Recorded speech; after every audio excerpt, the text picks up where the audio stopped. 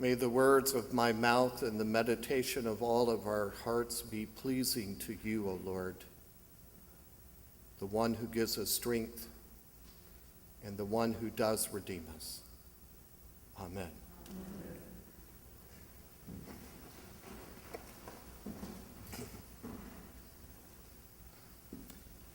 How good and pleasant it is for folks to dwell together. What a pipe dream.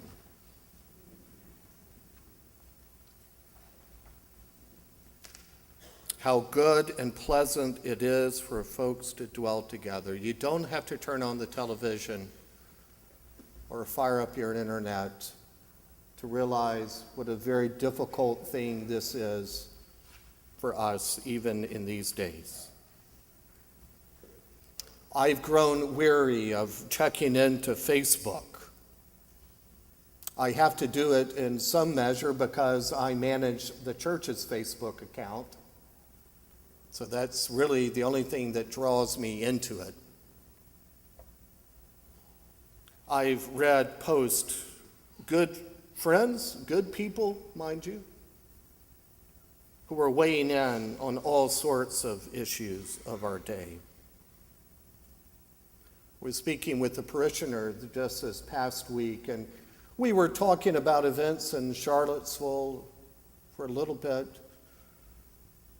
Then we drifted to talking about things that were going on here at the church, disagreements in the world, and then some disagreements in the church. And she said, you know, if I could just run the world for 5 minutes, we'd be a whole lot better off. She may not be wrong, but I said, you know, everybody else wants to run the world for 5 minutes, and that's where we find ourselves. How do we live together? How do we fashion a life together where we do respect, as we say in our baptismal vows, the dignity and worth of every human being? How do we find a life to do that together? How do we worship God?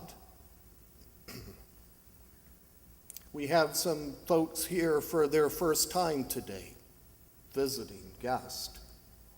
Maybe you've never been in an Episcopal church. So how do we get together as people and worship God? And some people are wearing these strange clothes. People have been trying to figure this out for centuries. How do we come together and worship our Creator? And so somewhere along the way, a group of people had a very good idea. They said, you know what, we, in our common life, should be very careful about what we eat, what goes into our bodies. Furthermore, we should be very careful how we prepare that food. There are some things we shouldn't eat.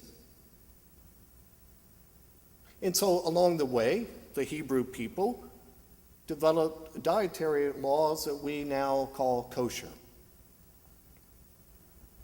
I would challenge you all to take the book of Leviticus into the grocery store the next time you go, and let me know how that goes for all of you. A few hundred years ago, Muslims also developed the idea that, you know, as a way to give thanks to our Creator, we should remember that there are certain things that we should put in our bodies and some things we should not. And we should also be very careful how we treat those animals that God has entrusted to us. And so they developed something called halal. So both Jews and Muslims have this very strict notion and awareness of dietary laws. I've tried to explain to both my Jewish and Muslim friends how difficult this is for Christians. And I said particularly Christians in the West, because we believe eating is an all-you-can-eat buffet. 7 days a week, 24 hours a day. So we, to start with, have trouble understanding this notion about what you put in your body is important. And so before we judge the Jews and the Muslims for being so strict about this, I have to remind us of the billions of dollars we spend in this country on both eating and then dieting. We too are obsessed with what goes in our mouth. And Jesus, if you heard Jesus closely, he said something very crude that you might not really hear in church. Something goes in your mouth and then it eventually ends up in the sewer. Now, boundaries are good. Boundaries are good. Keep in mind that boundaries are good. And they're needed. I would suggest to you that eating kosher and halal might help your health. And I would recommend you follow your doctor's instructions about what you put in your body. And so along comes Jesus, who is a good Jew, a good rabbi, and he certainly lived in a world that decided who was in and out. He lived in a world where the religious people, the people who wore things like I'm wearing today, who decided who was in God's favor and not, who God's mercy would extend to, or to whom or to what group would God withdraw his mercy. The religious people who declared who was clean and unclean, and not to eat with dirty hands. Jesus lived in a world where there were 613 rules to follow. Any takers on that? 613, often daily, reminders of these boundaries. And so here's this wandering rabbi. He finds himself in a place called Tyre and Sidon, in the strip known historically as Palestine. This area today is in Israel. And to this day, there are signs in which Jews are reminded that it is illegal for them to be in certain parts of Palestine and Israel. Nothing has changed in 2,000 years. Jesus is wandering along the country. He finds himself in this area where Canaanites were living. They were those people, a different tribe, a different clan, a different group, considered unclean. And if you paid attention to the reading, people who were considered dogs. And in the first century, I would take it a step further. Not only were they considered dogs, but to use our words, they would be considered a female dog, an illegitimate dog. And Jesus says it's not what enters your mouth that really defines who you are. That's not what defines you. What defines you is what comes from in here and through your lips. I love it that the disciples came to Jesus and they said, Jesus, you know, the Pharisees really didn't like what you had to say about that. And then this woman comes up to him. Jesus, help me. Jesus is walking through an area where there was racial tension. Not only was there racial tension, but there was fighting and wars between these groups ever since they had tried to live together. And so here is this dog who comes up to Jesus and says, "Help me." And she and Jesus get into this very fascinating conversation, this tit for tat. And Jesus reminds her of the ancient racism, the ancient hatred between Canaanites and Jews. And he says, well, you know who you are, don't you? You know you're a dog. Certainly you know it's not right to expect to eat from the master's table. You're not welcome. And then this very tough woman, I would imagine, says, Rabbi, you went to a good rabbinical school. You know your Torah very well. You're right. But even dogs gather up the scraps from the table. Even dogs can eat the leftovers. Jesus says,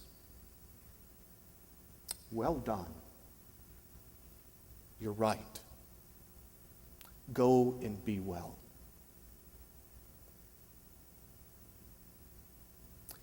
In the last 2 homes Alexis and I have lived in, I have done a lot of training with my dog. She's not allowed in the dining room. When I mentioned this at 8 o'clock, some people started laughing, and I guessed which one of you do allow your dogs to eat at the table. But I've trained my dog not to come in the dining room because that's where the people are supposed to eat. And she knows that very fine line that she walks up to, and then she knows she is not permitted in. Now, I personally think that's good for a dog. But whenever I hear this gospel read, I step back and reflect, to what degree do I or does the church practice this great ability we have to exclude people and to determine who's in and out? To what degree do I spend time deciding whose mercy, to whom is God's mercy going to be extended?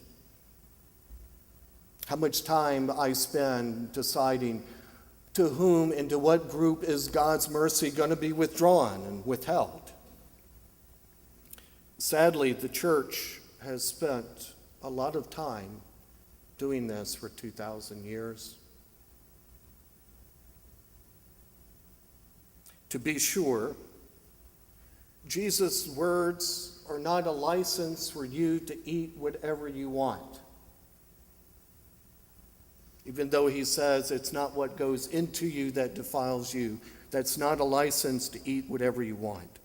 But I think what he is saying is that this life with God and life together, life in God's kingdom, is not some self-centered consideration of what you do to your body or what you put in your body, but instead it's a much bigger concern for other people and what you say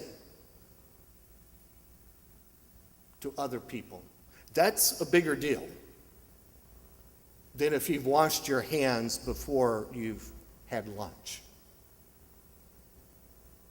What you eat for lunch today is not a big deal, relatively speaking. How you speak with and treat those who sit around you, whether in the restaurant or at home, how you speak to them and treat them is the big deal.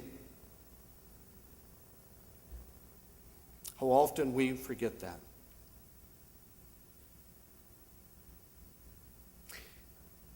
I have struggled over the past week or so, like many of you, watching scenes and reading news reports about what's happened in Charlottesville. It's also reminded me of growing up in Mississippi. These events are not new. They've been with us for quite a long time. And I wrestle and struggle with, how do I respond? What do I say? What do I do?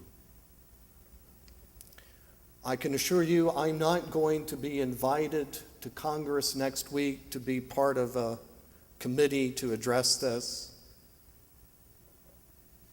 So I personally can't solve all the bigger problems we have in our culture. But what I can do is respond to human beings, individuals that I meet at Shoppers, at Walmart, and wherever I may find myself.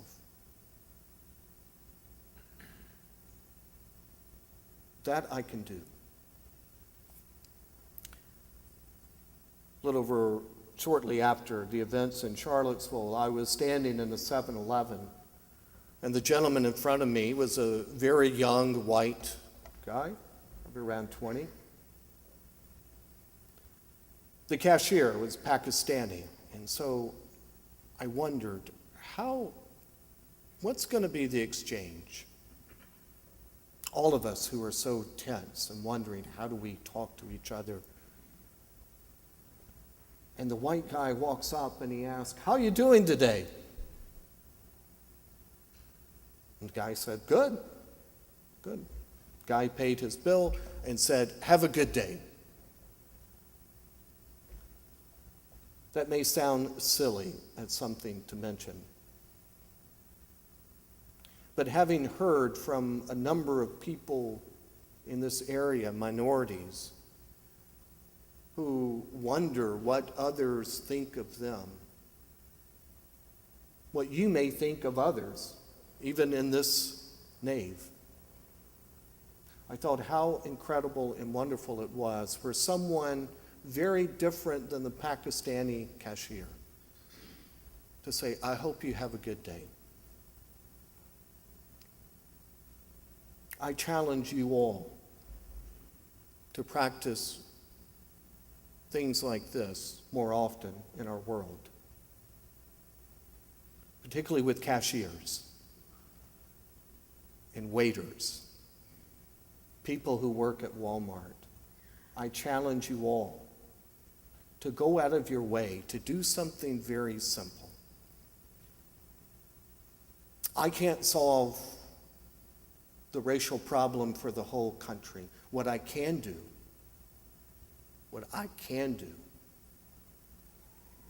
is to do my best to welcome, to talk with the person who's very different than I am and say, "I hope you have a good day." To that person who says, "Help me." To that person of a different skin color, a different race, a Canaanite, who asks, "Help me." I believe we are charged by the gospel of Jesus Christ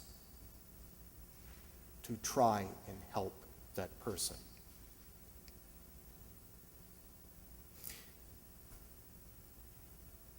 What do we say? What do we do in the midst of people who wave Nazi flags and remind us of a war that was fought over this?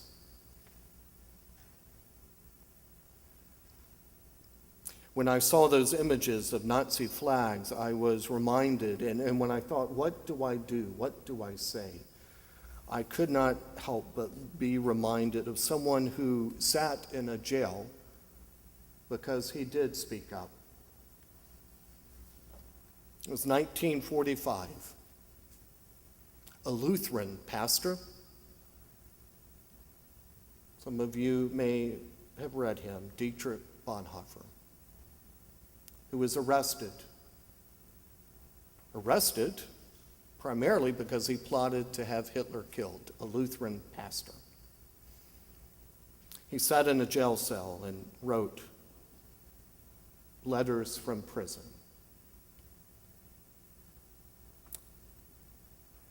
Dear parents, I would like to ask you to take complete control of all of my possessions. You, Mother, know better than I what I still have. In short, give away whatever anyone might need and don't give it another thought. When one thinks about how many people lose everything every day, one really has no claim on possessions of any kind. Mother, there were no matches, face cloths, or towels at this time. Could I please have some toothpaste and a few coffee beans?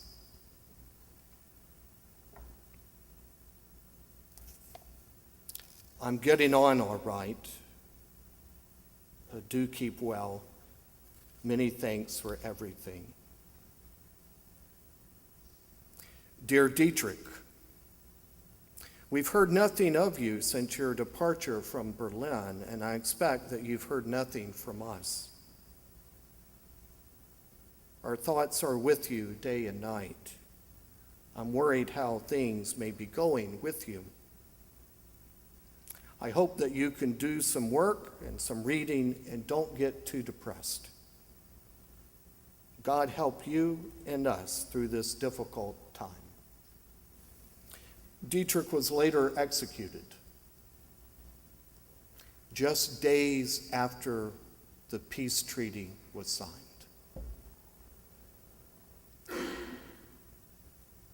For one pastor, for one person,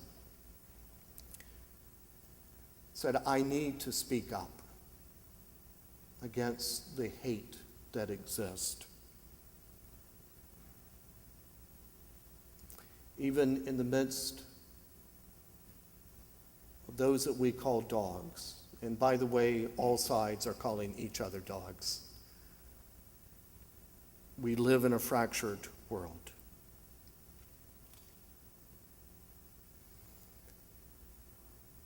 You all learned as children, sticks and stones may break my bones, but words never hurt me. That is a complete lie. That is a complete lie.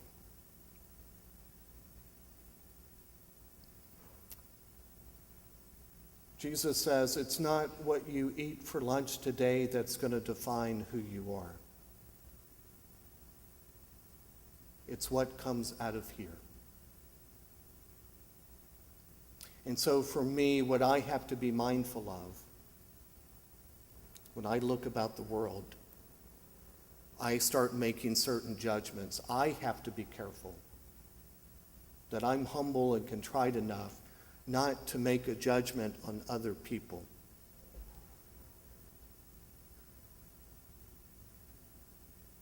I have to leave the soul of those who hate. I have to leave their soul with God.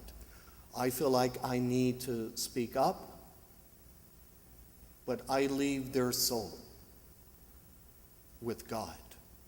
That's not mine to broker.